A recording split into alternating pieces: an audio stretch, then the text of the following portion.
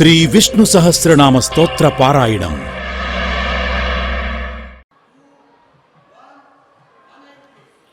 ఓం నమో వెంకటేశాయ. పరమపావనమైన శ్రీవారి దివ్య సాన్నిధ్యంలో మహిమాన్వితమైన శ్రీ విష్ణు సహస్రనామ స్తోత్ర పారాయణ కార్యక్రమాన్ని ఆచార్యుల వారితో కలిసి సంకల్ప వాక్యాలను చదువుకుని ప్రారంభించుకుందాం. శ్రీ గురు ప్రార్థనా. గురుర్బ్రహ్మా గురుర్విష్ణుః గురుర్దేవో మహేశ్వరః గురుః సాక్షాత్ పరం బ్రహ్మ తస్మై శ్రీ గురవే నమః. శ్రీనివాస ప్రార్థనా. సప్తాద్రివాసినం భక్తకామితార్థప్రదాయినం గోవిందం వాసుదేవం తం శ్రీనివాసం భజామహే. అథ సంకల్పః. శ్రీమదాదివరాహ క్షేత్రే విరాజమానస్య అఖిలాండకోటి బ్రహ్మాండనాయకస్య శ్రీ పద్మావతీ జానేః భగవతః శ్రీ వెంకటేశ్వర స్వామినః అనుగ్రహేణ అస్మాకం సర్వేషాం ఆయురారోగ్య ఐశ్వర్యాది సర్వశుభఫలప్రాప్త్యర్థం సర్వవిధ రోగ శోక భయాదీనాం నివారణార్థం సర్వవిధ గ్రహదోష నివారణార్థం విద్యార్థినాం బుద్ధిశక్తి వృద్ధి ద్వారా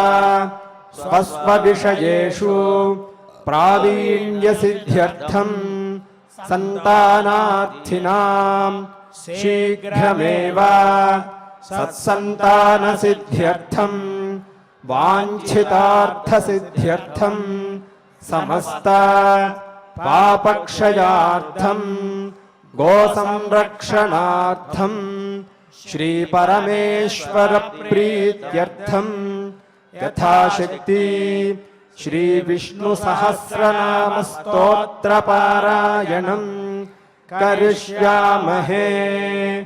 కృష్ణాదిష్టేన భీష్మేణ ధర్మరాజాయ బోధితం నామ్నాం సహస్రం శ్రీ విష్ణోః ధర్మసార ఇతీరితం.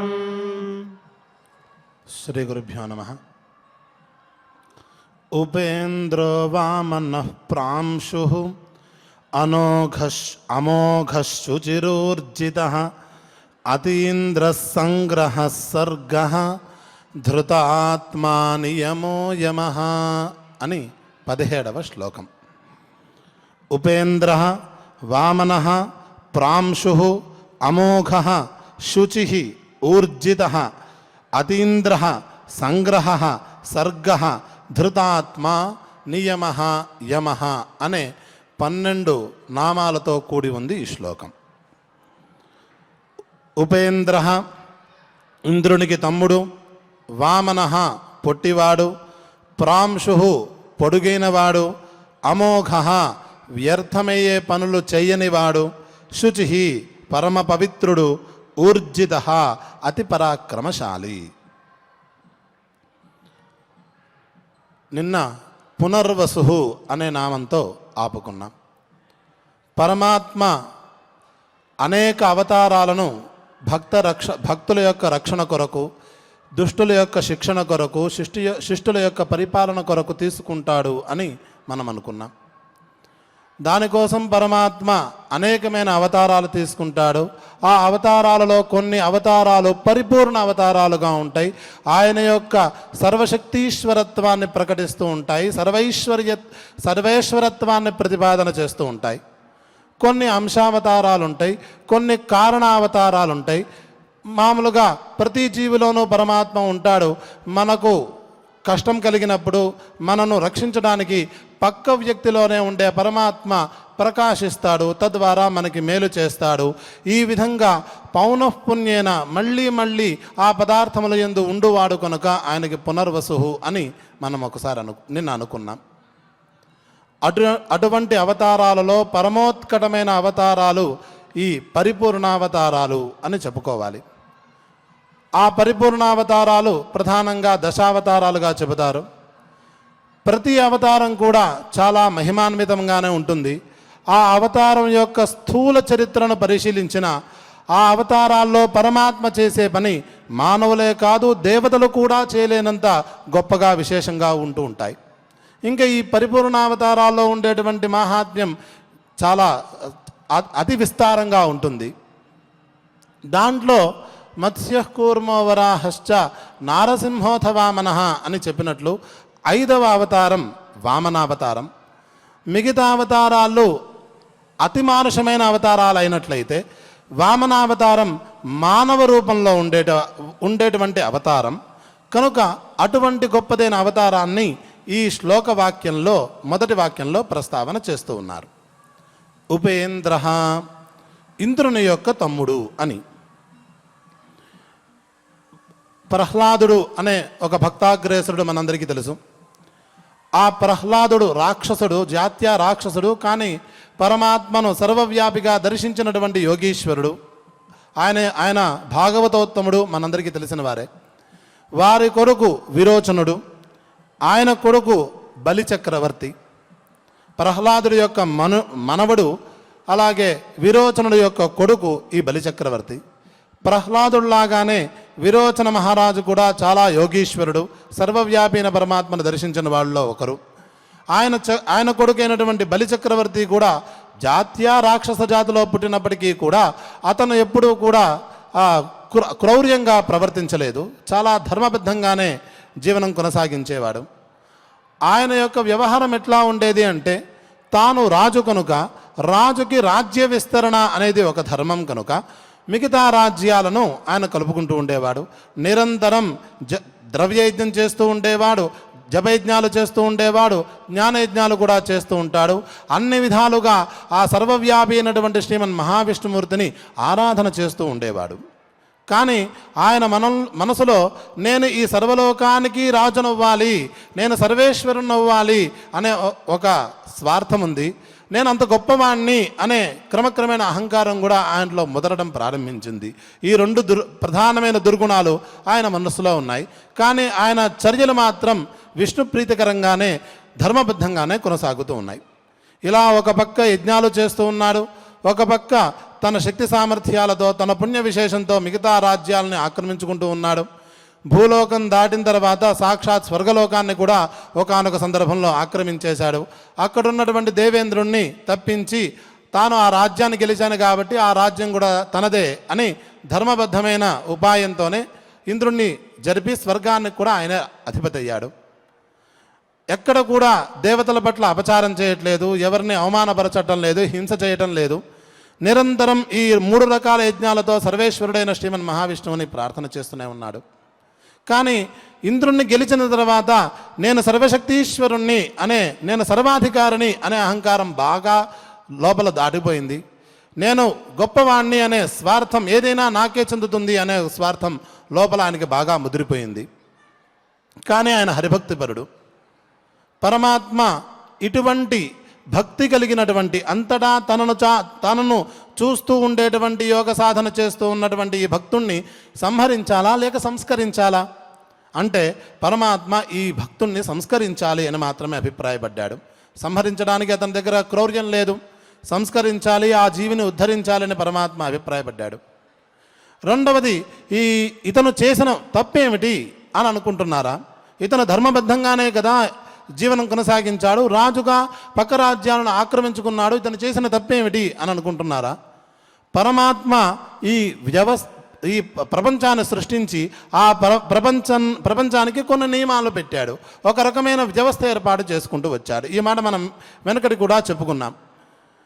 ఈ సృష్టి ప్రారంభ దశలో సత్వము, రజస్సు, తమస్సు అనే 3 గుణాల యొక్క సమిష్టి స్వరూపం మూల ప్రకృతి సామ్యావస్థలో ఉంటుంది.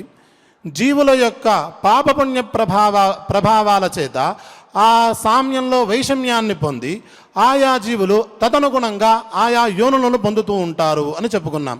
అంటే ఉదాహరణకు ఎక్కువ పుణ్యం ఉన్నట్లయితే సత్వగుణం ఎక్కువగా ఉండి వాళ్ళు దేవతా యోనులను పొందుతారు. అలాగే తమోగుణం ప్రధానంగా ఉన్నట్లయితే ఎక్కువగా ఉన్నట్లయితే వాళ్ళు రాక్షస యోనులను పొందుతూ ఉంటారు. సాధారణ స్థాయి కన్నా కింద స్థాయిలో ఉన్నట్లయితే వాళ్ళు మానవ జన్మలు ఇత్యాది జన్మలు పొందుతూ ఉంటారు. ఈ విధంగా మనం ఒకసారి చెప్పుకున్నాం. ఎవరైతే సత్వగుణాధిక్యం కలిగి ఉన్నారో అటువంటి జీవులు దేవతా యోనులు పొందుతారు. వాళ్ళను లోకపాలకులుగా భగవంతుడు నియమించారు. వాళ్ళు లోకపాలన చేసుకుంటూ వాళ్ళ యొక్క స్థితిని మళ్ళీ పరమాత్మ ఉపాసన ద్వారా ఉత్తమ స్థితికి తీసుకువెళ్ళే వ్యవస్థ పరమాత్మ చేశాడు. ఆ విధంగానే దేవేంద్రుడు ఒక ఆయన ఉంటారు, వాళ్ళ సహాయకులుగా ఇతర లోకపాలకులు కొంతమంది ఉంటూ ఉంటారు. ఈ విధమైన వ్యవస్థ పరమాత్మ చేశాడు. అలాగే కొద్దిగా పుణ్యశాతం తక్కువగా ఉండి పాపశాతంతో కూడి ఉన్న జీవుల్ని మానవులుగా సృష్టించి వివేకాన్ని కలిగింపజేసి వీళ్ళ ద్వారా వీళ్లకు సత్కర్మాచరణ చేయండి, తద్వారా వివేకంగా వ్యవహరించి మీ యొక్క పాపాలను ప్రక్షాళన చేసుకోండి, తద్వారా ఉత్తమ స్థితికి వెళ్ళండి అని ఈ భూలోకాన్ని సృష్టించి ఇక్కడ వాళ్ళని ప్రవేశపెట్టాడు. పశుపక్ష్యాది శరీరాలను సృష్టించి వాళ్ళ యొక్క పాప ఫలితాన్ని అనుభవించమని చెప్పాడు. అందుకనే వాళ్ళకి ఎండ వాన అనే ప్రస్తావన వచ్చినప్పుడు రక్షణ అనేది ఉండదు. వాళ్ళ యొక్క పాపాలని వాళ్ళు దుఃఖపడుతూ అనుభవిస్తూ ఉంటారు. ఈ ప్రసంగం మనందరికీ తెలిసినదే. ఈ విధంగా పరమాత్మ ఈ సృష్టి మొత్తానికి ఒక రకమైన వ్యవస్థ చేసి ఆయా జీవులకు వాళ్ళ పుణ్యపాపాల ప్రభావంతో ఆయా చోట్లను కల్పించి అక్కడ వాళ్లకు ఆయా బాధ్యతలను అప్పచెప్పాడు. ఈ తమోగుణ ప్రభావం వల్ల రాక్షస జన్మను పొందిన ఈ జీవి ఉత్తమ పుణ్యాన్ని చేసినప్పటికీ కూడా జాత్య అతను స్వర్గలోకంలో ఉండవలసిన వ్యక్తి కాదు. ఒకవేళ అతన్ని ఎక్స్క్యూజ్ చేసినా దాన్ని ఆసరాగా తీసుకుని ఇంకా మిగతా వాళ్ళు భ్రష్టు పట్టించే అవకాశం ఉంది. కేవలం స్వర్గలోకాన్నే కాదు సమస్త విశ్వాన్నే నాశనం చేసే అవకాశం ఉంది. కాబట్టి పరమాత్మ అతన్ని అక్కడి నుంచి తప్పించాలి అని అభిప్రాయపడ్డాడు. కాబట్టి పరమాత్మ నేను అవతరిస్తే తప్ప ఈ విషయం సద్దుమణగేది లేదు అని అభిప్రాయపడి ఆయన అప్పటికే పరమాత్మను సంతానంగా కావాలని చాలా కాలం నుంచి తపస్సు చేస్తున్నటువంటి కశ్యప మహర్షి అదితి దంపతులకు సంతానంగా అవతరించారు. ఆదిత్య అనే నామ ప్రస్తావన చేసుకునేటప్పుడు ఈ అదితికి దేవతలందరూ పుట్టారు కాబట్టి దేవతలకు ఆదితేయాహ అని పేరు, అలాగే ఆదిత్యాహ అని కూడా పేరు అని అనుకున్నాం. ఇలా అదితికి పుట్టిన సంతానంలో పెద్దవాడు ఇంద్రుడు అవుతాడు. క్రమేణా ఈ తర్వాత కాలంలో పుట్టినవాడు కాబట్టి ఈ విష్ణుమూర్తి ఈ రకంగా ఇంద్రుడికి తమ్ముడు అవుతాడు. కశ్యప ప్రజాపతికి అదితికి పుట్టినవాడు దేవేంద్రుడు. ఆ కాలక్రమేణా శ్రీమన్ మహావిష్ణువు ఇప్పుడు అవతరించారు కాబట్టి ఈయన ఉపేంద్రుడు అని పిలువబడతాడు, ఇంద్రుడి యొక్క తమ్ముడు అని ఇక్కడ కథాపరమైన సమన్వయం కుదురుతుంది. ఉపేంద్ర అంటే అదొక్కటే అర్థమే కాదు, ఉపసమీపే అనే అర్థం తీసుకున్నట్లయితే దేవేంద్రుడి చుట్టూతా ఉండేవాడు, దేవేంద్రుడికి అన్ని విధాలా రక్షణగా ఉండేవాడు అని అర్థం చెప్పుకోవచ్చు. లేకపోతే ఉప అనే పదానికి పైన అనే అర్థం చెప్పుకుని ఆ దేవేంద్రుణ్ణి శాసించేవాడు, దేవేంద్రుడికి దిశానిర్దేశం చేసేవాడు అని కూడా మనం అర్థాన్ని అనుసంధానం చేసుకోవచ్చు. ఆ తర్వాత నామం వామనః అని. వామనః అనే మాటకు వాస్తవమైన అర్థం పొట్టివాడు అని. పరమాత్మ యొక్క లీలలు ఇది అని నిర్ణయించడానికి మనకి ఎలాగూ సాధ్యపడదు. ఆయన ఏదైనా చేయగలడు, ఏమైనా చేయగలడు, ఎక్కడైనా చేయగలడు. పరమాత్మ వామనః అనే అవతారంలో అవతరించాడు. పుట్టినవాడు మరుగుజ్జుగా పుట్టాడు, మామూలుగా పుట్టలేదు, మరుగుజ్జు అవతారంలో పుట్టాడు. కాబట్టి సార్థక నామధేయమే వామనః అని ఆయనకి పేరు. పరమాత్మ యొక్క ప్రతిదీ కూడా విశిష్టమే అని మనం చాలాసార్లు అనుకున్నాం. ఆయన విశిష్టమైన వ్యక్తే, ఆయన యొక్క స్వభావము విశిష్టమైనదే, ఆయన యొక్క గుణవైభవము గుణము మరింత విశిష్టమైనదే. ఇంకా పేర్లు కూడా విశిష్టం కాకపోయినట్లయితే సాధారణమైన పేర్లు ఆయన ఎందుకు పెట్టుకుంటాడు? ఆ వామనః అనే పదానికి మనకి కఠోపనిషత్తు అర్థం స్పష్టంగా చెబుతున్నది.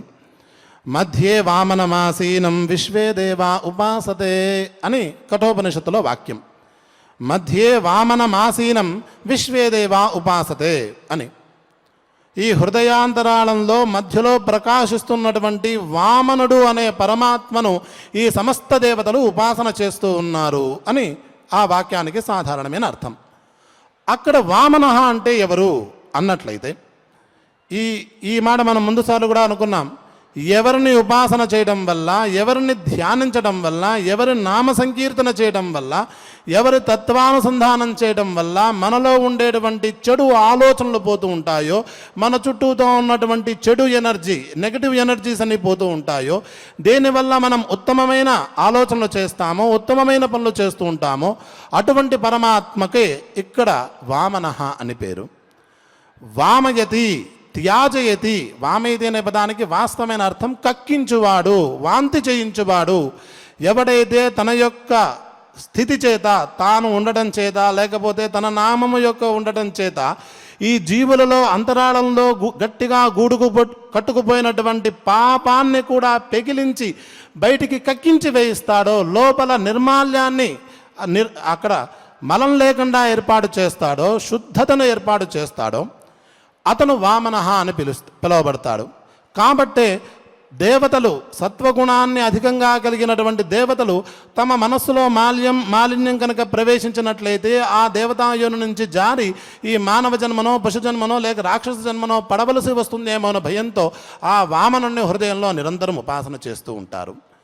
ఎవరిని ఉపాసించడం ద్వారా అంతరంగం శుద్ధమవుతుందో, మనస్సులో కుట్టుకున్నటువంటి కామక్రోధ లోభమోహ మదమాత్సర్యాలు సర్వాత్మనా నశించిపోతూ ఉంటాయో, సర్వానికి కారణమైన అహంకారం కూడా పోతుంటుందో, అటువంటి పరమాత్మకు వామనః అని పేరు.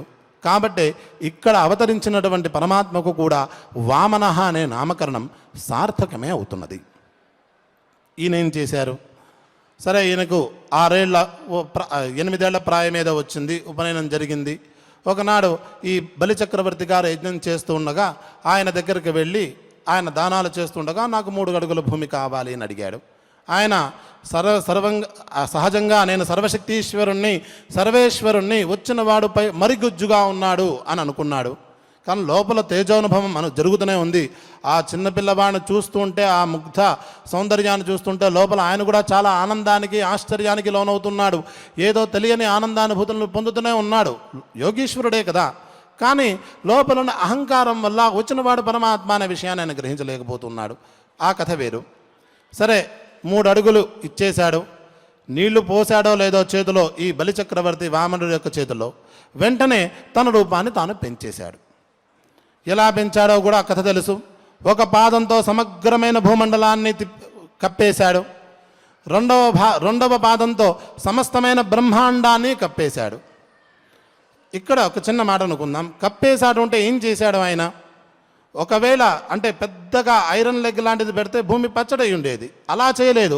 సర్వాత్మన తానే వ్యాపించి ఉన్నాను అనే విషయాన్ని అక్కడ స్పష్టంగా చూపించాడు. వేదంలో సచ్చత్యచ్చ భవత్ నిరుక్తంచా అని కనిపిస్తుంది. ఆయన సత్ పదార్థము నేనే, అత్యత్ పదార్థం కూడా నేనే. సత్ త్యత్ అని 2 పదాలు వేదం చెప్పింది. సత్ అంటే స్థూలభూతమైనది, త్యత్ అంటే సూక్ష్మమైనది. ఈ భూమినంతా వ్యాపించి ఉండడం చేత ఈ సమస్తమైన స్థూల స్వరూపము నేనే అని తన పాదముని అన్ని చోట కనిపింపజేశాడు. 2వ పాదంతో సమస్తమైన బ్రహ్మాండాన్ని కప్పేశాడు. భూగోళకం ఆయన పాదంలో ఒక చోట. ఇదం విష్ణు విచక్రమే త్రేధాన దధేపదం సమూఢమస్య పాగుం సురే. ఆ 2వ పాదం కింద ఈ భూమి ఒక రేణువులా అంటుకుని ఉంది. బ్రహ్మ కడిగిన పాదము, బ్రహ్మము తాననే పాదము అనే పాట మనందరికీ తెలిసిందే. బ్రహ్మము అంటే విశ్వమే అని మనందరికీ తెలుసు. ఆ విశ్వమే ఇప్పుడు పాదరూపంగా కనిపిస్తున్నది. ఈ విశ్వం ఎంత ఉంటుందో ఇప్పుడు ఇంకొకసారి మనం గుర్తు చేసుకుందాం. చెప్పిన అంశాన్ని మనం ఎంత ఊహించుకుంటామో దానికన్నా 10 రెట్లు పరమాత్మ ఎక్కువగా ఉన్నాడు. అత్యతిష్ఠదశాంగులం అని. లేకపోతే పరమాత్మ యొక్క పావు భాగము లేక పాద సామ్యమే ఈ విశ్వం. పాదోస్య విశ్వాభూతాని అని వేదం చాలాసార్లు చెబుతూనే ఉన్నది. తన యొక్క 2 పాదముల చేత స్థూలములను సూక్ష్మాలను కూడా ఆ పరమాత్మ వ్యాపించి ఉన్నాను అనే విషయాన్ని అక్కడ చెప్పేశాడు. కేవలం ఆయన పొడుగ్గా ఎదగలేదు. అక్కడ పొడుగ్గా ఎగటం గురించి భాగవతంలో అద్భుతమైనటువంటి వర్ణన ఉంది. మనం ఇక్కడ మరొక అంశంలో చూస్తూ ఉన్నాం. సరే, ఈ 2 పాదములను ఆయన సర్వతా వ్యాపించి ఉన్నాడని చెప్పుకున్నాం కదా. ఈ 2 పాదాల కింద ఎక్కడా కూడా బలిచక్రవర్తి రాలేకపోయాడా? ఈ మొదటి పాదంతో సమగ్రమైన భూమండలాన్ని వ్యాపించి ఉన్నప్పుడు ఈ బలిచక్రవర్తి కూడా భూమి మీదే ఉన్నాడు కదా. ఆయన మీద కూడా ఈ పాదం వ్యాపించి ఉండాలి కదా. పోనీ అక్కడ మిస్ అయ్యాడు అనుకుందాం. 2వ పాదంతో సమస్త బ్రహ్మాండాన్ని పరమాత్మ ఎంత విశ్వాన్ని సృష్టించాడో ఆ విశ్వం మొత్తాన్ని కూడా ఆయన ఆక్రమించి ఉన్నాడు కదా. అక్కడ కూడా బలిచక్రవర్తి ఇరుక్కోలేకపోయాడా? అంటే ఆ పాదం ఆ బలిచక్రవర్తిని ఆక్రమించలేకపోయిందా? మరి 3వ పాదం పెట్టవలసిన అవసరం ఏముంది అని ఒక చిన్న ఆలోచన చేయవచ్చు కదా. పరమాత్మ ఎప్పుడూ కూడా వ్యర్థమయ్యే పనులు చేయడు. ఆయన ఏం చేశాడు? ఈ 2 చూపించడం ద్వారా, ఈ రెండు వైభవాలను చూపించడం ద్వారా, తన యొక్క విరాట్ స్వరూపాన్ని చూపించడం ద్వారా, అంటే ఈ బలిచక్రవర్తి అడగకుండానే అంత విరాట్ స్వరూపాన్ని చూపించడం ద్వారా ఆయనలో ఉండే అహంకారాన్ని అక్కడికక్కడే నిర్మూలన చేసేశాడు. ఇంకా చేయవలసిన పనమే ఉంది ఆయన అంటే ఆ రాక్షస యోని ఎక్కడ ఉండాలో ఆయన నిర్దేశన చేయాల్సి వచ్చింది. అందుకోసం 3వ పనిని ఆయన 3వ పాదాన్ని అతని శిరస్సు మీదే ఉంచాడు. ఎప్పుడైతే పరమాత్మ అతని శిరస్సు మీద తన వాస్తవమైన పాదాన్ని, ఈ మొదటి 2 పాదాలు ఎటువంటివి అంటే తన యొక్క విరాట్ వైభవాన్ని చూపించేటువంటిది, విశ్వవ్యాపృతత్వాన్ని చూపించేటువంటి పాదాలు. ఆ 2 పాదాలను చూపించాడు. అంత పెద్ద పాదాలు పెట్టలేదు. తన మరుగుజ్జు యొక్క పార్థివ శరీరం ఏదైతే ఉందో, ఆ శరీరం యొక్క పాదం ఏదైతే ఉందో, ఆ పాద స్పర్శ ఆ బలిచక్రవర్తికి ఆయన అనుగ్రహించాడు. ఎప్పుడు అనుగ్రహించాడు? ఈ విరాట్ స్వరూపం చూపించిన తర్వాత అతనిలో బాగా పైకి తన్నుతున్నటువంటి అహంకారం ఎప్పుడైతే పోయిందో అప్పుడు ఈ తన యొక్క నిజపాద స్పర్శను ఆయనకు అనుగ్రహించాడు. ఎప్పుడైతే పాదస్పర్శ అనుగ్రహించాడో అంతరాళాల్లో గూడు కట్టుకుపోయినటువంటి ఆ అహంతవ భావం కూడా ఆయనకు అక్కడి నుంచి అక్కడే ఆయన పోయింది ఆయనకి. కాబట్టి ఆయన శుచి అయ్యాడు. స్వయంగా పరమాత్మ శుచి.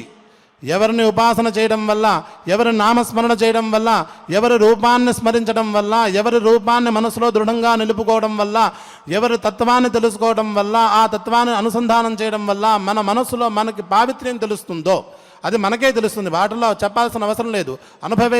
అనుభవైక వేద్యం అది. మన మనస్సే ప్రశాంతంగా ఉంటుంది, మన ఆలోచనలే పరిశుద్ధంగా ఉంటాయి ఈ పరమాత్మను కనుక ఉపాసన చేసినట్లయితే. కాబట్టి ఇటువంటి శుచిని అనుగ్రహించే పరమాత్మ పరమశుచి, పరమ పవిత్రుడు.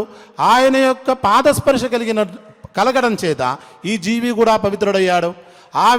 ఆ విధమైన పరమాత్మ పాదస్పర్శ మనం కూడా నిరంతరంగా పొందుతూ ఉండాలి అనే ఉపదేశాన్ని శుచి మధ్యలో ఒక మాట ప్రాంశు పొడగరివాడు అని చెప్పుకున్నాం. తర్వాత అమోఘ, పరమాత్మ వ్యర్థమైన పనులు చేయడు కదా. మోఘం అనే పదానికి వ్యర్థమైన పని అని చెప్పుకున్నాం. మోఘాశాహ మోఘకర్మాణ మోఘజ్ఞానా విచేతస అన్నప్పుడు జీవులెవరూ కూడా వ్యర్థమైన ఆలోచనలు పెట్టుకోకూడదు, వ్యర్థమైన పనులు చేయకూడదు, వ్యర్థమైన కోరికలను కోరుకోకూడదు అని పరమాత్మ మొదటి నుంచే చెప్తూ ఉన్నాడు. అలాగే ఇటువంటి చెప్పే పరమాత్మ మోఘకర్మలు ఎందుకు చేస్తాడు అంటే ఈ రెండు పాదాలతో సమస్త భూమండలాన్ని ఆక్రమించిన వ్యక్తి 3వ పాదాన్ని పెట్టవలసిన పని ఏముంది, మోఘ పని అవుతుంది కదా అనుకుంటారేమో. ఆయన అమోఘ, భక్త రక్షణ చేయవలసి ఉంది, భక్త సంస్కరణ చేయవలసిన అవసరం ఉంది. కాబట్టే ఆయన అమోఘ. పైపెచ్చు తన పాదస్పర్శ ఇవ్వడం వల్ల ఆయన శుచి. ఎప్పుడైతే పరమాత్మ పాదం పెట్టాడో అప్పుడు ఆయనకు అంతరాళంలో ఉండేటువంటి మాలిన్యమంతా సర్వాత్మన పోయింది. తద్వారా ఆయన తాను ఎక్కడ ఉండాలో అక్కడ పాతాళ లోకానికి సహజంగా వెళ్ళాడు తప్ప ఇది సినిమాలో చూపించినట్టుగా తొక్కలేదు. ఆయన వెళ్ళిపోయాడు. తన ఆ యోని స్థానం అంటే ఆ శరీరం ఎక్కడ ఉండాలో పరమాత్మ నిర్దేశించాడో అక్కడికి వెళ్ళాడు. అక్కడికి వెళ్ళిన తర్వాత పరమాత్మ అతను వదిలేలేదు. ఈ బలిచక్రవర్తిని ఉద్ధరించడానికి అనేక మంది మహర్షులు ఆయన దగ్గరికి వెళ్ళి ఆ తత్వబోధన చేశారు. క్రమక్రమేణా ఆయన కూడా సర్వాత్మ అయినటువంటి విష్ణుమూర్తిని దర్శించి మోక్షాన్ని పొందాడు. పరమాత్మ అక్కడికక్కడే వదిలేడు కదా. నప్రణేష్యంతి అని చెప్పాడు కదా. ఒక్కసారి నన్ను ఆశ్రయిస్తే వాళ్ళు నన్ను వదిలేసినా నేను వాళ్ళని వదలను, వాళ్ళని సన్మార్గంలో పెడుతూ ఉంటాను, వాళ్ళని రక్షిస్తూ ఉంటానని పరమాత్మ చాలాసార్లు ప్రతిజ్ఞ చేశాడు కదా. ఆ పని చేశాడు. చరణం అనే పాదస్పర్శ చేశాడు. ఆ చరణం ఎంత గొప్పది అని వేదం కూడా చెబుతున్నది. చరణం పవిత్రం వితతం పురాణం ఏన పూతస్తరతి దుష్కృతాని తేన పవిత్రేణ శుద్ధేన పూతా అతి పాప్మానమరాతింతరేమ అని. సంక్షిప్తార్థం ఇది. పరమాత్మ యొక్క పాదం పరమ పవిత్రమైనది. ఆ పాదం కొత్తది కాదు, పురాతనమైనది. సృష్టి కన్నా ముందే ఉన్నది, సృష్టి జరుగుతున్నప్పుడు ఉన్నది, సృష్టి తర్వాత కూడా ఉంటుంది, త్రికాల బాధ్యమైనది. ఆ పాదం ఎవరి మనస్సులో ఉంటుందో వాళ్ళ యొక్క మనస్సులో ఉండేటువంటి పాపమంతా పోతుంది. పాపం ఉంటే కదా అతను దుఃఖపడేది, కాబట్టి పాపం పోతుంది. కాబట్టి అటువంటి చరణం మన మనస్సులో ఏ విధంగా ఉంటుందో ఆ విధమైన ప్రయత్నం మనం చేయాలి అని ఈ శుచి ద్వారా గుర్తుకొస్తున్నటువంటి మంత్రము రెండు కూడా మనకి బోధిస్తూ ఉన్నాయి. పైపెచ్చు ఆ పరమాత్మ ఊర్జిత, అతిశయమైన బలశాలి కలవాడు. పరమాత్మ రాక్షస సంహారానికి బయలుదేరాడు కదా.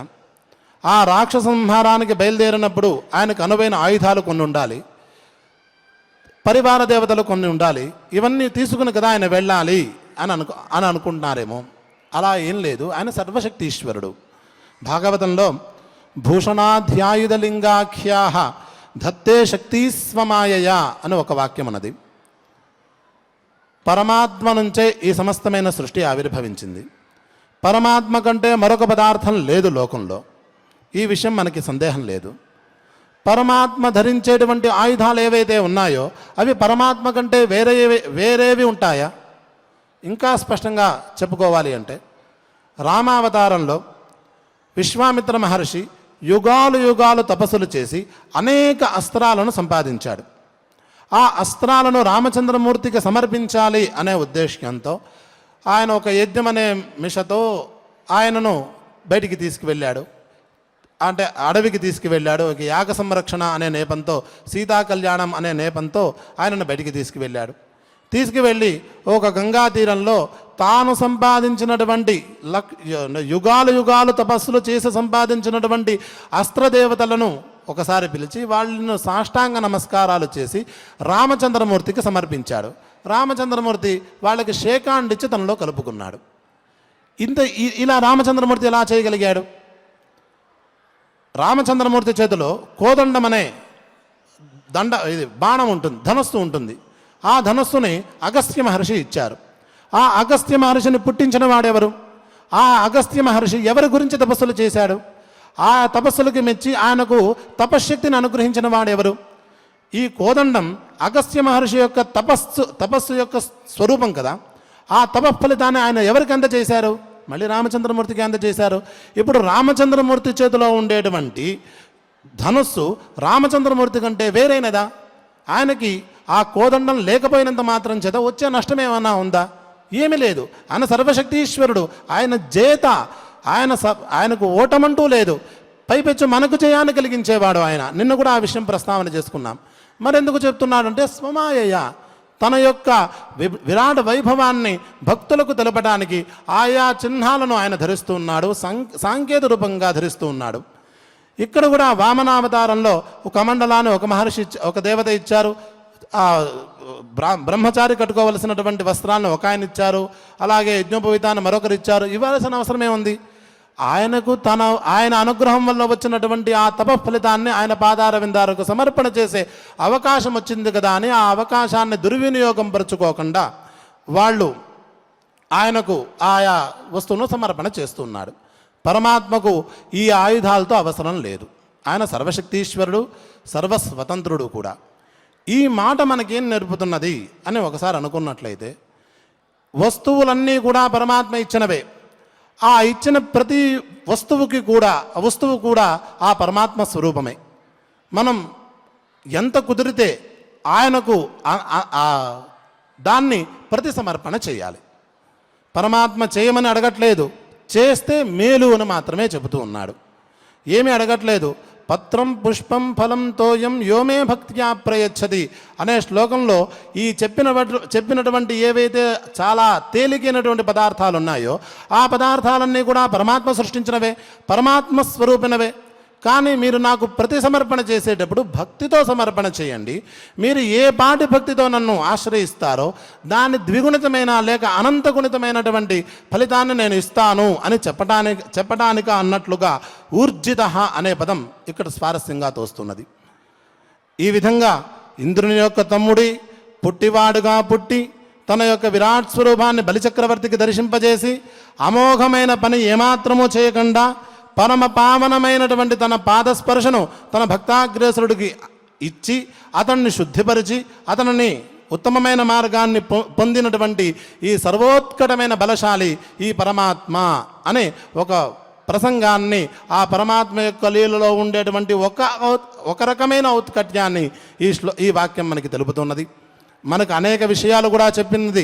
పరమాత్మ భక్తి సులభుడు, భక్తితో ఆయన నిరంతరం ఆరాధన చేయాలి, ఆ పరమాత్మను భక్తితో మనసులో పెట్టుకునే ప్రయత్నం చేయాలి, తద్వారా మనం మేలును సంపాదించుకోవాలి అనే కర్తవ్యబోధ కూడా చేస్తున్నది. కాబట్టే ఈ వాక్యాన్ని ఎవరైతే మానసికంగా ఇబ్బంది పడుతూ ఉంటారో లేక మానసిక దౌర్బల్యంతో ఇబ్బంది పడుతూ ఉంటారో, అకారణ భయాలతో ఇబ్బంది పడుతూ ఉంటారో అటువంటి వాళ్ళు ఖచ్చితంగా ఈ వాక్యాన్ని కనుక అనుష్ఠానం చేసినట్లయితే, మారుమారు చెప్పినట్లయితే వాళ్ళు ఉత్తమ ఫలితాలను పొందుతారు అని సాంప్రదాయకులు అనుగ్రహించారు. అటువంటి మంత్రస్థానీయమైనది ఈ ఉపేంద్రో వామన ప్రాంశు అమోఘ శుచరుర్జిత అనే వాక్యం. అటువంటి గొప్ప వాక్యాన్ని ఇప్పుడు మనం స్మరించుకున్నాం. ఇక ఆచార్యుల వారితో కలిసి మనం సహస్రనామ కార్యక్రమాన్ని ప్రారంభించుకునే ముందు మనం పరిశీలించుకున్నటువంటి ఈ శ్లోకాన్ని వారు పలకగా ఉచ్చారణ సౌకర్యం కోసం మనం మారు పలికి ఈ శ్లోకాన్ని నేర్చుకునే ప్రయత్నం చేద్దాం. ఉపేంద్రో వామనః ప్రాంశుః ఉపేంద్రో వామనః ప్రాంశుః అమోఘః శుచిరూర్జితః అమోఘః శుచిరూర్జితః అతీంద్రః సంగ్రహః సర్గః అతీంద్రః సంగ్రహః సర్గః ధృతాత్మా నియమో యమః ధృతాత్మా నియమో యమః. ఇప్పుడు భక్తి శ్రద్ధలతో విష్ణు సహస్రనామ స్తోత్ర పారాయణ కార్యక్రమాన్ని ప్రారంభించుకుందాం. అస్య శ్రీ విష్ణు దివ్య సహస్రనామ స్తోత్ర మహామంత్రస్య శ్రీ వేదవ్యాసో భగవాన్ ఋషిః అనుష్ఠుప్ఛందః శ్రీ మహావిష్ణుః పరమాత్మా శ్రీమన్నారాయణో దేవతా అమృతాంశోద్భవో భానురితి బీజం దేవకీ నందన సృష్టేతి శక్తిః ఉద్భవః క్షోభణో దేవ ఇతి పరమో మంత్రః శంఖవృన్నందకీ చక్రీతి కీలకం శార్ంగధన్వా గదాధర ఇత్యస్త్రం రథాంగపాణిరక్షోభ్య ఇతి నేత్రం త్రిసామాసామగः సామేతి కవచం ఆనందం పరబ్రహ్మేతి యోనిః ఋతుస్సుదర్శనః కాల ఇతి దిగ్బంధః శ్రీ విశ్వరూప ఇతి ధ్యానం. శ్రీ మహావిష్ణు ప్రీత్యర్థే సహస్రనామ స్తోత్ర పారాయణే వినియోగః. ధ్యానం శాంతాకారం భుజగశయనం పద్మనాభం సురేశం విశ్వాధారం గగన సదృశం మేఘవర్ణం శుభాంగం లక్ష్మీకాంతం కమలనయనం యోగి హృద్యానగమ్యం వందే విష్ణుం భవభయహరం సర్వలోకైకనాథం. విశ్వం విష్ణుర్వషట్కారో భూతభవ్య భవత్ప్రభుః భూతకృద్భూతభృద్భావో భూతాత్మా భూతభావనః భూతాత్మా పరమాత్మా చ ముక్తానాం పరమాగతిః అవ్యయః పురుషः సాక్షి క్షేత్రజ్ఞోऽక్షర ఏవ చ యోగో యోగవిదాన్నేతా ప్రధాన పురుషేశ్వరః నారసింహవపుః శ్రీమాన్ కేశవః పురుషోత్తమః सर्वशिवस्थाणुर्भूतादिर्निधिरव्ययः सम्भवो भावनो भर्ता प्रभवः प्रभुरीश्वरः स्वयंभो शम्भुरादित्यः पुष्कराक्षो महास्वनः अनादिनिधनो धाता विधाता धातुरुत्तमः अप्रमेयो ऋषिकेशः पद्मनाभो मरप्रभुः विश्वकर्मा मनुस्त्वष्टा स्थविष्ठस्थविरो ध्रुवः अग्राह्यः शाश्वतः कृष्णो लोहिताक्षः प्रतर्दनः प्रभूतस्त्रिककुब्धाम पवित्रं मङ्गलं परम् ईशानः प्राणदः प्राणो ज्येष्ठः श्रेष्ठः प्रजापतिः हिरण्यगर्भो भूगर्भो माधवो मधुसूदनः ईश्वरो विक्रमी धन्वी मेधावी विक्रमः क्रमः अनुत्तमो दुराधर्षः कृतज्ञः कृतिरात्मवान् सुरेशं शरणं शर्म विश्वरेताः प्रजाभवः अहः संवत्सरो व्यालः प्रत्ययः सर्वदर्शनः अजः सर्वेश्वरः सिद्धः सिद्धिः सर्वादिरच्युतः वृषा कपिलमेयात्मा सर्वयोगविनिःसृतः वसुर्वसुमना सत्यः समात्मा संमितः समः अमोघः पुण्डरीकाक्षो वृषकर्मा वृषाकृतिः रुद्रो बहुशिरा बभ्रुर्विश्वयोनिः शुचिश्रवाः अमृतः शाश्वतस्थाणुर्वरारोहो महातपाः सर्वगः सर्वविद्वानुर्विश्वक्सेनो जनार्दनः वेदो वेदविदव्यङ्गो वेदाङ्गो वेदवित्कविः लोकाध्यक्षः सुराध्यक्षो धर्माध्यक्षः कृताकृतः चतुरात्मा चतुर्व्योहश्चतुर्दंष्ट्रश्चतुर्भुजः प्राजिष्णुर्भोजनं भोक्ता सहिष्णुर्जगदादिजः अनघो विजयो जेता विश्वयोनिः पुनर्वसुः उपेन्द्रो वामनः प्रांशुरमोघः शुचिरोर्जितः अतीन्द्रः सङ्ग्रहः सर्गो धृतात्मा नियमो यमः वेद्यो वैद्यः सदा योगी वीरः माधवो मधुः अतीन्द्रियो महामायो महोत्साहो महाबलः महाबुद्धिर्महावीर्यो महाशक्तिर्महाद्युतिः अनिर्देश्य वपुः श्रीमानमेयात्मा महाद्रिधृत् महेश्वासो महीभर्ता श्रीनिवासः सदाङ्गतिः अनिरुद्धः सुरानन्दो गोविन्दो गोविदाम्पतिः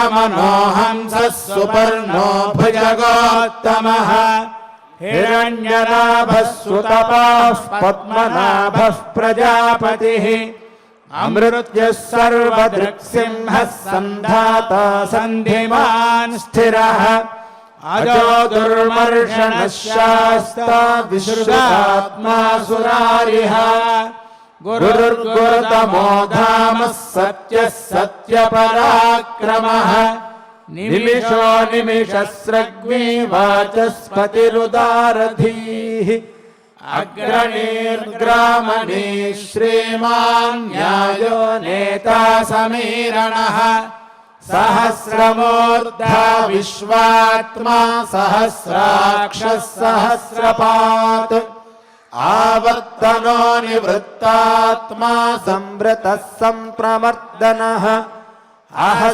संवर्तको वह्निरनिलो धरणीधरः सुप्रसादः प्रसन्नात्मा विश्वधृग् विश्वभुग्विभुः सत्कर्ता सत्कृतः साधुर्जन्मर्नारायणो नरः असंख्येयो प्रमेयात्मा विशिष्टः शिष्टकृच्छ्रुतिः सिद्धार्थः सिद्ध्यसङ्कल्पः सिद्धिदः सिद्धिसाधनः वृषा हि वृषभो विष्णुर्वृषपर्वा वृषोदरः वर्धनो वर्धमानश्च विविक्तः श्रुतिसागरः सुभुजो दुर्धरो वाग्मी महेन्द्रो वसुदो वसुः नैकरूपो बृहद्रूपः शिपिविष्टः प्रकाशनः ओजस्तेजोद्युतिधरः प्रकाशात्मा प्रतापनः रुद्धस्पष्टाक्षरो मन्त्रश्चन्द्रांशुर्भास्करद्युतिः अमृतांशोद्भवो भानुः शशिबिन्दुः सुरेश्वरः औषधं जगतः सेतुः सत्यधर्मपराक्रमः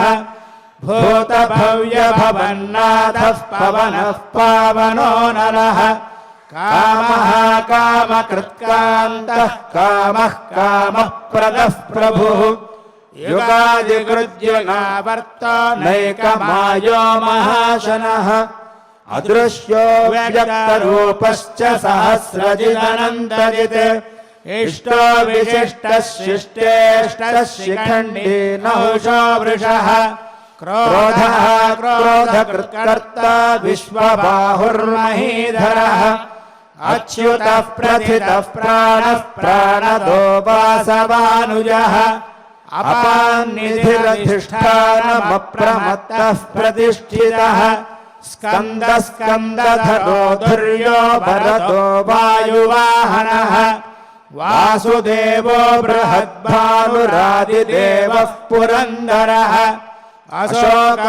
अशोकस्तारणस्तारः शूरः शौरिर्जनेश्वरः अनुकूलश्चतावर्तः पद्मे पद्मनिभेक्षणः पद्मनाभोरविन्दाक्षः पद्मगर्भः शरीरभृत् महर्षिर्वृद्धो वृद्धात्मा महाक्षो गरुडध्वजः अतुलः शरभो भीमः समयज्ञो हविर्हरिः सर्वलक्षणलक्षण्यो लक्ष्मीवान् समितिञ्जयः वीक्षरो रोहितो मार्गो हेतुर्दामोदरः सः महीधरो महाभागो वेगवानमिताशनः उद्भवः क्षोभनो देवः श्रीगर्भः परमेश्वरः करणं कारणं कर्ता विकर्ता गहनो गुहः व्यवसायो व्यवस्थानः संस्थानस्थानदो ध्रुवः परर्थिः परमस्पष्टस्तुष्टः पुष्टः शुभेक्षणः रामो विरामो विरजो मार्गो नेजो नयो नयः वीरः शक्तिमतां श्रेष्ठो धर्मो धर्मविदुत्तमः वैकुण्ठः पुरुषः प्राणः प्राणदः प्रणवः पृथुः हिरण्यगर्भः शत्रुघ्नो व्याप्तो वायुरधोक्षजः ऋतुः सुदर्शनः कालः परमेष्ठी परिग्रहः उग्रः संवत्सरो दक्षो विश्रामो विश्वदक्षिणः विस्तारस्थावरस्थाणुः प्रमाणं बीजमव्ययम् अर्थोऽनर्थो महाकोशो महाभोगो महाधनः अनिर्विण्णस्तविष्णो भूर्धर्मयूपो महामखः नक्षत्रनेमिर्नक्षत्री क्षमः क्षामः समीहनः यज्ञेज्यो महेज्यश्च क्रतुः सत्रं सताङ्गतिः सर्वदर्शी विमुक्तात्मा सर्वज्ञो ज्ञानमुत्तमम् सुव्रतः सुमुखः सूक्ष्मः सुघोषः सुखदः सुहृत् मनोहरो जितक्रोधो वीरबाहुर्विदारणः स्वापनस्ववशो व्यापी नैकात्मा नैककर्मकृत् वत्सरो वत्सलो वत्सी रत्नगर्भो धनेश्वरः धर्मकृद्धर्मी सतसत्क्षरमक्षरम् अविज्ञाता सहस्रांशुर्विधाता कृतलक्षणः गभस्तिनेमिः सत्त्वस्थः सिंहो भूतमहेश्वरः आदिदेवो महादेवो देवेशो देवभृद्गुरुः उत्तरो गोपतिर्गोप्ता ज्ञानगम्यः पुरातनः शरीरभूतभृद्गोप्ता कपीन्द्रो भूरिदक्षिणः सोमपोमृतपः सोमः पुरुजित्पुरुसत्तमः विनयो जयः सत्यसन्धो दाशारः सात्वतां पतिः जीवो विनयिता साक्षी मुकुन्दो मितविक्रमः अम्भोनिधिरनन्तात्मा महोदधिशयोऽन्तकः अजो महार्हः स्वाभाव्यो जितामित्रः प्रमोदनः आनन्दो नन्दनो नन्दः सत्यधर्मा त्रिविक्रमः महर्षिः कपिलाचार्यः कृतज्ञो मेदिनीपतिः त्रिपदस्त्रिदशाध्यक्षो महाशृङ्गकृतान्तकृत् महाबलाहो गोविन्दः सुषेणः कनकाङ्गदी गुह्यो गभीरो गहनो गुप्तश्चक्रगदाधरः वेदास्वाङ्गोजितः कृष्णो दृढः सङ्कर्षणोच्युतः वरुणो वारुणो वृक्षः पुष्कराक्षो महामनाः भगवान् भगहानन्दी वनमाली हलायुधः आदित्यो ज्योतिरादित्यः सहिष्णुर्गतिसत्तमः सुधन्वाखण्डपरशुर्दारुणो द्रविणप्रदः दिविस्पृक्सर्वदृग्व्यासो वाचस्पतिरयो निजः त्रिसामासामगः सामनिर्वाणम् भेषजम् भिषक् सन्न्यासकृच्छमशान्तो निष्ठा शान्तिः परायणो शुभाङ्गः शान्तिदः स्रष्टा कुमुदः कुवलेशयः गोहितो गोपतिर्गोप्ता वृषभाक्षो वृषप्रियः अनिवर्ती निवृत्तात्मा संक्षेप्ता क्षेमकृच्छिवः श्रीवत्सवक्षा श्रीवासः श्रीपतिः श्रीमताम्बरः श्रीदश्रेषः श्रीनिवासः श्रीनिधिः श्रीविभावनः श्रीधरः श्रीकरः श्रेयः श्रीमान् लोकत्रयाश्रयः स्वक्षस्वङ्गः शतानन्दो नन्दिर्ज्योतिर्गणेश्वरः विजितात्मा विधेयात्मा सत्कीर्तिश्छिन्न संशयः उदीर्णः सर्वतश्चक्षुरनीशः शाश्वतस्थिरः भूषयो भूषणो भूतिर्विशोकः शोकनाशनः अर्चिष्मानर्चितः कुम्भो विशुद्धात्मा विशोधनः अनिरुद्धो प्रतिरथः प्रद्युम्नो मितविक्रमः कालनेमिनिहावीरः शौरिः शूरजनेश्वरः त्रिलोकात्मा त्रिलोकेशः केशवः केशिहा हरिः कामदेवः कामपालः कामेकान्तः कृतागमः अनिर्देश्य वपुर्विष्णुर्वीरो नन्तो धनञ्जयः ब्रह्मण्यो ब्रह्मकृत् ब्रह्मा ब्रह्म ब्रह्म विवर्धनः ब्रह्मविद् ब्राह्मणो ब्रह्मी ब्रह्मज्ञो ब्राह्मणप्रियः महाक्रमो महाकर्मा महातेजा महोरगः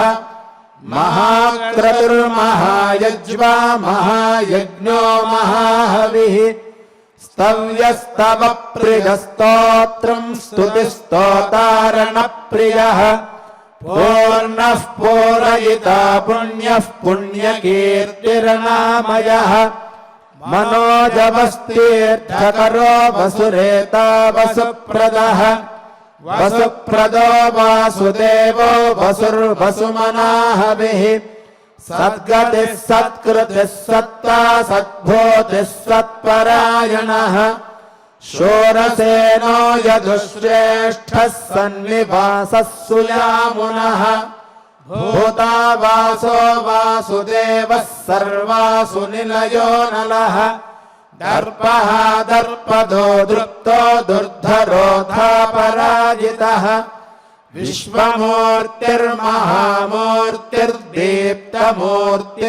विश्वमूर्तिर्महामूर्तिर्दीप्तमूर्तिरमूर्तिमान् अनेकमूर्तिरव्यक्तः शतमूर्तिः शताननः एकोनैकः सबः कः कियत्तत्पदमनुत्तमम् लोकबन्धुर्लोकनाथो माधवो भक्तवत्सलः सुवर्णवर्णो हेमाङ्गो वराङ्गश्चन्दनाङ्गदी वीरः विषमः शून्यो घृताचिरचलश्चलः अमानीमानदो लोकस्वामी त्रिलोकधृत् सुमेधा मेधजो धन्यः सत्यमेधाधराधरः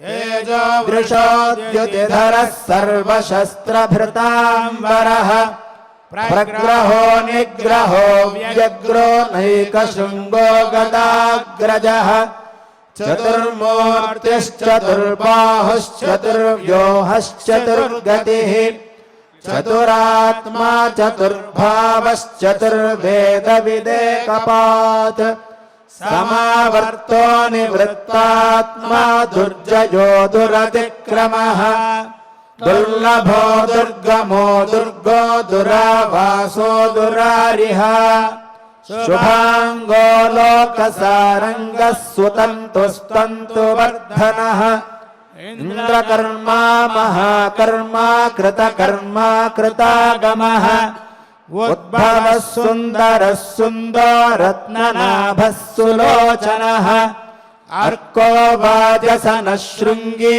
जयन्तः सर्वविजयी सुवर्णबिन्दुरक्षोभ्यः सर्वभागीश्वरेश्वरः महारथो महाकर्तो महाभूतो महानिधिः कुमुदः कुन्दरः कुन्दः पर्जन्यः पावनो निलः अमृतांशोऽमृतवपुः सर्वज्ञः सर्वतोमुखः सुलभः सुव्रतः सिद्धः शत्रुजिच्छत्रुतापनः न्यग्रोधो दुम्बरोऽश्वत्थश्चानूरान्ध्रनिषूदनः सहस्रार्चिः सप्तजिह्वः सप्तैधा सप्तवाहनः अमूर्तिरनघो चिन्त्यो भयकृद्भयनाशनः अणुर्बृहत्कृशस्थूलो गुणभृन्निर्गुणो महान् अधृतस्वधृतस्वास्य प्राग्वंशो वंशवर्धनः भारभृत्कथितो योगी योगीशः सर्वकामदः आश्रमश्रमणः क्षामः सुपर्णो वायुवाहनः धनुर्धरो धनुर्वेदो दण्डो दमयिता दमः अपराजितः सर्वसहो नियन्ता नियमो यमः सत्त्ववान् सात्विकः सत्यः सत्यधर्मपरायणः अभिप्रायः प्रियार्होः प्रियकृत्प्रीतिवर्धनः विहाय सगतिर्ज्योतिः सुरुचिर्हुतभुग्विभुः रविर्विरोचनः सूर्यः सविता रविलोचनः अनन्तो हुतभुग्भोक्ता सुखदो नैकदोऽग्रजः अनिर्विण्णः सदामर्षि लोकाधिष्ठानमद्भुतः सनातनतमः कपिलः कपिरव्ययः स्वस्ति स्वस्ति कृत्स्वस्ति स्वस्ति भुक्स्वस्ति दक्षिणः अरौद्रः कुण्डले चक्रे विक्रम्योर्जितशासनः शब्दादिगः शब्दसः शिशिरः शर्वरीकरः अक्रोरः पेशलो दक्षो दक्षिणः क्षमिणाम्बरः विद्वत्तमो वेदभयः पुण्यश्रवणकीर्तनः उत्तारणो दुष्कृतिः पुण्यो दुःस्वप्ननाशनः वीरः रक्षणः सन्तो जीवनं पर्यवस्थितः अनन्तरूपोऽनन्तश्रीर्जितमन्युर्भयापहः चतुरश्रो गभीरात्मा विदिशो व्यादिशो दिशः अनादिर्भूर्भुवो लक्ष्मीः सुवीरो रुचिराङ्गदः जननो जनजन्मादिर्भीमो भीमपराक्रमः आधारनिलयो दाता पुष्पहासः प्रजागरः ऊर्ध्वगः सत्पथाचारः प्राणदः प्रणवः पणः प्रमाणं प्राणनिलयः प्राणभृत् प्राणजीवनः तत्त्वं तत्त्वविदेकात्मा जन्म मृत्युजरातिगः भूर्भुवः स्वस्तरुस्तारः सविता प्रपितामहः यज्ञो यज्ञपतिर्यज्वा यज्ञाङ्गो यज्ञवाहनः यज्ञभृद्यज्ञकृद्यज्ञी यज्ञभुग्यज्ञसाधनः यज्ञान्तकृद्यज्ञगुह्यमन्नमन्नाद एव च आत्मयोनिः स्वयं जातो वैखानः सामगायनः देवकीनन्दनः स्रष्टा क्षितीशः पापनाशनः शङ्खभृन्नन्दकी चक्रे शार्ङ्गधन्वा गदाधरः रथाङ्गपाणिरक्षोभ्यः सर्वप्रहरणायुधः श्रीसर्वप्रहरणायुध ॐ नम इति वनमाली गदेशार्ङ्गी शङ्खी चक्री च नन्दकी श्रीमान्नारायणो विष्णुर्वासुदेवोऽभिरक्षतु श्रीवासुदेवोऽभिरक्षतु ॐ नम इति श्रीविष्णुसहस्रनामस्तोत्रं సంపూర్ణం।